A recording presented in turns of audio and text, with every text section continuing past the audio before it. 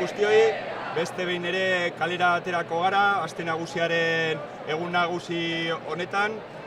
Berriro ere presoak eskatuko dugu, eta lehenengo eta behin gogoratu nahi du Kepa del Hoyo Badajoseko espetxean hildako presoa. Eta hartu nahi dugu bere familiak bota zigun mezua, eta nahi dugu bera espetxean hilden azken presoa izatea.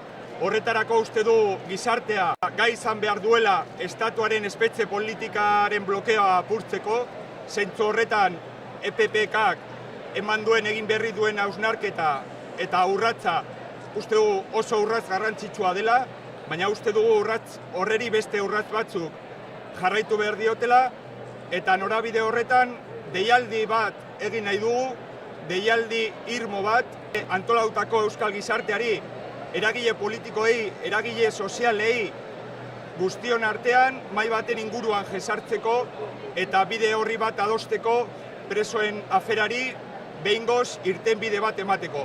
Uste du ezin dela normalizazio politikorik egon presoak dauden bitartean, eta guztion artean lortu behar dugu euskal preso eta idazlari guztiak lehenbailen etxera ekartzea.